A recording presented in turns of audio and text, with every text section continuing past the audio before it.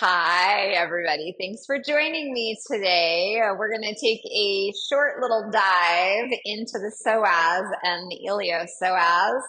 And these are the muscles really that connect the upper body with the lower body. So the psoas starts here in the last 4 or 5 vertebrae of your lumbar spine.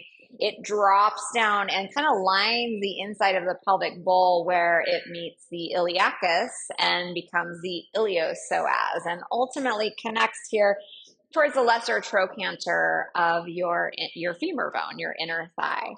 So when the psoas, iliopsoas are a little weak, we can really experience chronic tightness in the outer hips, particularly the glute medius and the piriformis. So we're going to do a short practice today that can help us, first of all, connect to these really deep muscles and also start to activate a little bit of strength and capacity to these muscles. So we are going to be on the floor for the entire practice. You don't need any props for this practice.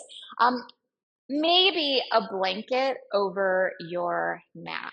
And let's go ahead and get started. So we're going to come all the way down onto our backs, and I'll meet you here. And from this place, as we come down, let's open these arms out into a T. So you're reaching your arms out and away from the heart space.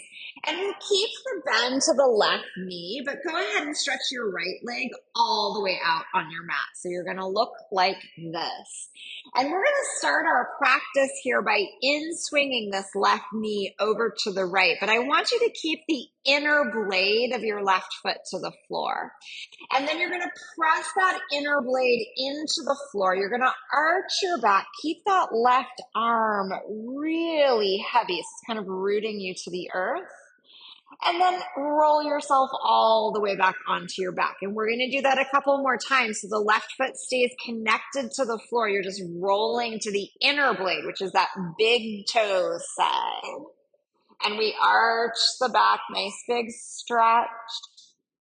And then come back down onto your back. And we're going to do this maybe just 2 more times, kind of rolling in, rolling out. Right? If we imagine that we had kind of a therapy band connected to our knee and our armpit, right? As we move into that in swing, the band stretches. And as we move back onto our back, that strap becomes slack. And that's really what we're doing to our connective tissue right now. So let's find one more of these movements. And then you're going to come back down onto your back. Go ahead and stretch that left leg all the way down to meet the right. And we are going to pause here for just a moment, right? Let our body receive and integrate that movement. And then let's take this over to the second side. So finding that nice bend into the right knee. All right, in swing the right knee, press the blade of that right foot into the floor, arch your back, keep that right arm really heavy, and then come back onto your back. So I think you've got your rhythm here, and if it helps, just visualize that stretchy band kind of moving from the knee to the armpit. So it gets a nice big tug, it becomes taut, right? We stretch the stretchy band. And then we let it move back into a place of relaxation, right? So that's exactly what we're doing to our tissues, kind of moving through that elasticity. You know, I'm a big fan of stretching the skin, the datus, the tissues, and that's what we're all about right now. All right, as you come back onto your back, let's pause. And we'll take a bend to both of the knees. And from here, we're going to start to draw some circles in the hip socket, but we're going to do this by lifting your left knee in towards your chest and moving out to the side and towards the floor and back in. And let's just explore some of these circles here. Right? If we're noticing areas where maybe the hip socket is getting stuck, do littler circles. We're going to keep these arms reaching out to the side. So we are really having to access the muscles around the joint of the hip socket to move our leg around in space. So let's do a few more circles here, just getting everything kind of lubricated and hydrated. And if it feels interesting for you, you can start to draw your circles the other way, see what's here. We'll take another moment or two. And then let's bring it back to center. And you can let that left foot come down, and we'll do the same thing over to the right. So bring your knee in towards your chest, go out to the right, right? Maybe your foot is kind of kissing the earth, but really we want to do this without support. So we're not using the hands, we're not releasing to the floor. And in this way, we're going to keep these muscles firing, right? Kind of activating on our behalf, warming things up, getting the circulation moving and strengthening the joint capsule, right? The connective tissue and the muscles that sit around the joint of your hip socket on this side. All right, draw circles the other way if that's interesting to you. We'll find just a few more of these circles. Maybe you're noticing that one side has more range of motion than the other. And then let's bring it back through to center, and we're going to let both feet go to the floor. We'll keep these arms out into a T. Bring both of your knees in towards your chest this time. And this time we're going to keep these legs together, and you're going to draw circles with both knees, maybe going clockwise or counterclockwise. And I want us to notice that what we're circling right now is your sacrum, right? So that's the keystone between the two halves of the pelvis. And I want us to really bring some awareness to this bone. This bone is what allows us to be bipedal. It's what allows us to carry the load. All right, draw circles the other way because we are massaging the piriformis, the glute medius, the low back. And hopefully you're enjoying this. Hopefully this feels delightful. All right, take just another circle, and then we're going to come in for our strengthening.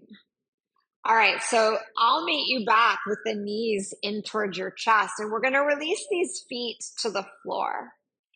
And I want you to find a couple of pelvic tilts here. So we're going to roll the pelvis forward like you're rolling towards your tailbone or your coccyx. And then roll the pelvis back towards you. So you feel the connection of your lumbar spine to the floor. And we'll do that again. You're going to roll the pelvis forward and roll the pelvis back. And this is really quite nice. We're bringing a little more mobilization into the lumbar spine. We're actually brushing the skin of the sacrum, which is, it's awakening. All right, from these forward and back tilts, I want you to just drop back into your neutral, right? We all have a little different tilt in the pelvis. And so let's just notice our neutral tilt. Maybe you have space underneath the lumbar spine, maybe not. I don't want us to tilt the pelvis forward or back anymore. I want you to think about your sacrum, right? That bone that we've just been sort of highlighting. I want you to press that straight down, right? It's like you're trying to root your sacrum maybe 2 feet into the floor. And we'll feel this sense of activation, but it's not necessarily the transverse abdominis, right? It's not the surface level abdominal muscles.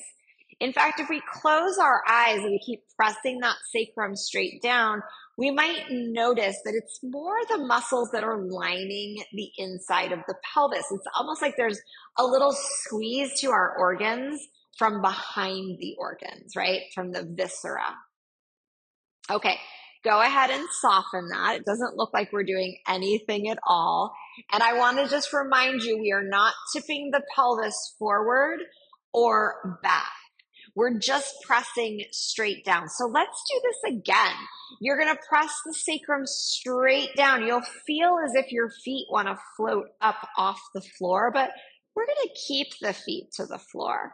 And if you'd like to add in a little bit of that pelvic floor lift, right? That sort of lift, like we've got to pee and we're not letting ourselves go. And now you're going to feel quite a bit more activation, right? So lifting the pelvic floor while simultaneously kind of pressing the sacrum down. This is what I like to call sacrum presses. And we have to stay pretty present in order to activate both of these muscular movements. Okay, soften it, let it go. All right, 3 is my favorite number, so we're going to do this one more time. Sacrum presses straight down, and then you're going to lift the pelvic floor. And let's pause, right? Maybe we're at 70% of our activation. Maybe we're at 80, right? Can we keep the pelvic floor lift and the sacrum press simultaneously? It's a lot of activation, right? Doesn't look like we're doing much, but we know we are. All right, soften that. And we're going to come a little deeper in towards that iliopsoas. So we're going to let the pelvis just maintain its neutral place here. No more sacrum presses. I want you to take your awareness into your right foot. And I want you to imagine that I have just put the stickiest chewing gum underneath the sole of your foot. And you're going to try to lift that foot up off the floor, but it won't budge because you're stuck with your sticky chewing gum. And you might notice that the psoas is activating again. So iliopsoas, psoas connection here. All right, soften the right side. And let's go over to the left. Try to lift that left foot up off the floor, but you cannot. The world's stickiest chewing gum is keeping you rooted. Now, the psoas is oftentimes tighter on one side versus the other. So we're going to start to alternate side to side. It's almost like the sensation of a kneading cat. You're going to lift the right side, although it's not leaving the earth. And then you're going to soften that. You're going to go over to the left. So the movement is barely audible with the naked eye, but with your interoception, your inner awareness, right? We're noticing a lot of sensation. And we're also going to get so connected to our awareness of what's going on deep in the body that we're going to start to notice that one side is a little more easy to activate than the other, right? So this is really giving us some information about the integrity of the muscle on each side. All right, one more time, move over to the right.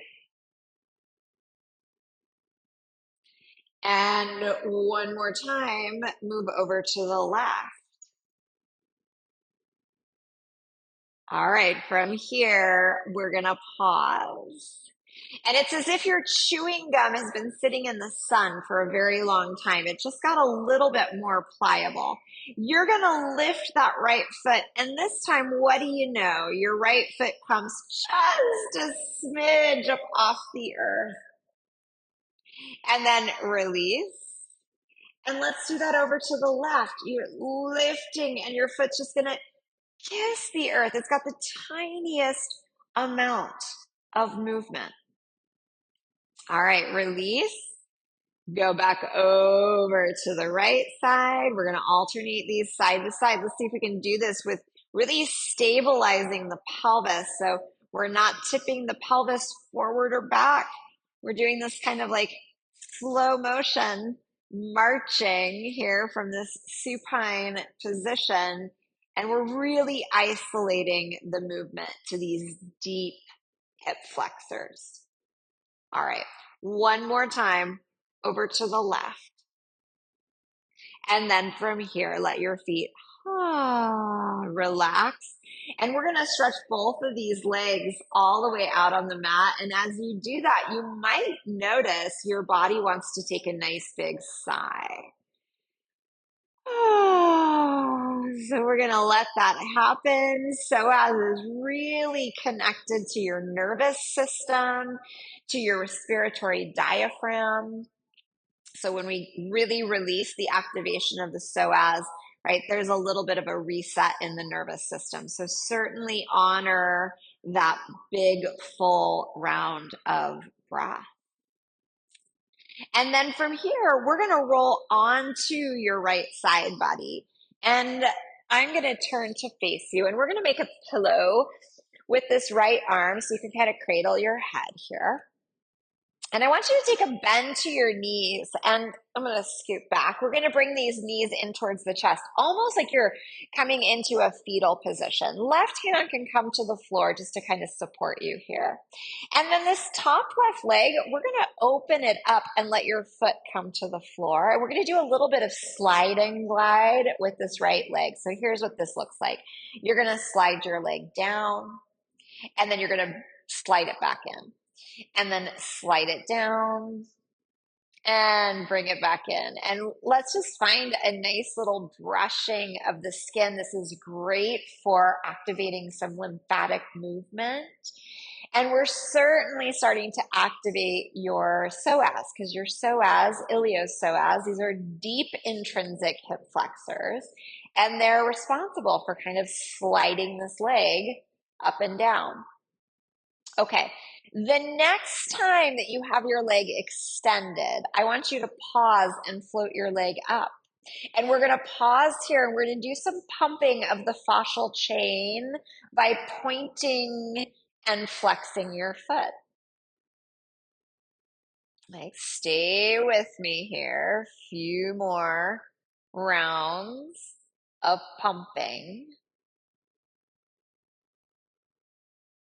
And then go ahead and let your foot come back to the floor. And let's bend the knee, slide and glide, and then extend and lift. All right, lower your legs, slide and glide, extend and lift. Let's do it a few more times, right? Settling into a little rhythm here.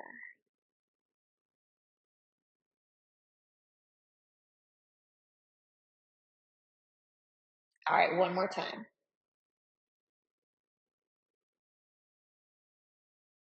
And then from here, let's let the leg come all the way back to the floor.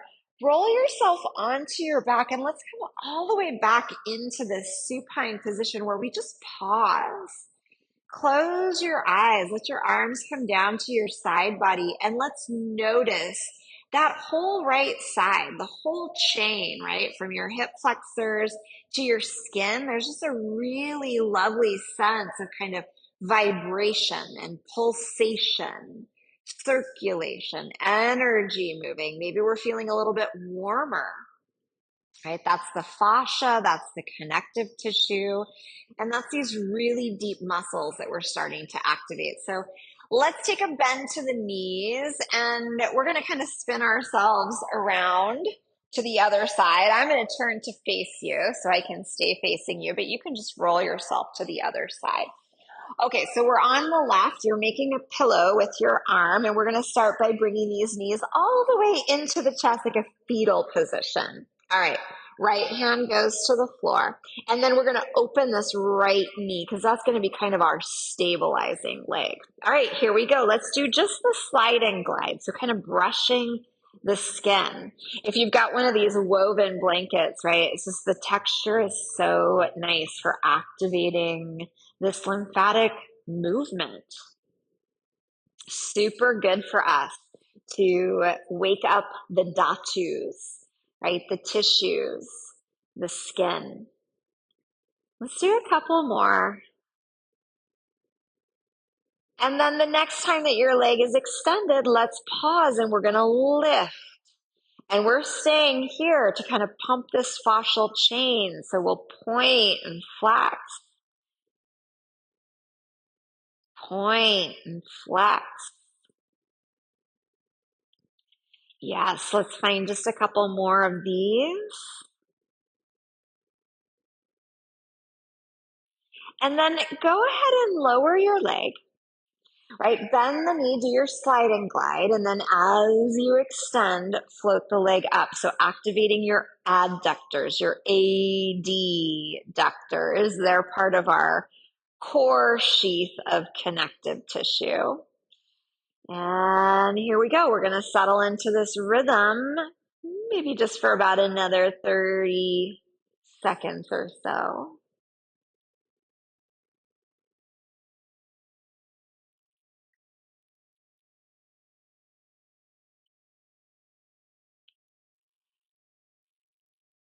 All right, last one here. And then from here, let's let this right leg come all the way down. We're going to roll ourselves onto our back, and we're going to do this again where we stretch both legs out. We let the arms come to the side. Maybe another nice big in breath, nice big out breath.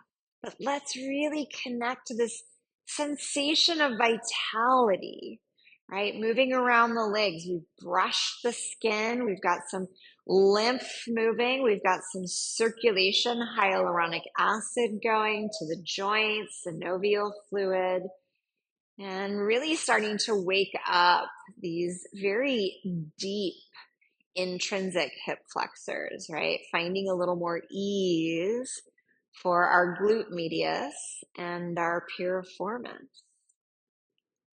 So I am going to leave us here for today and say salud. Here's to our health.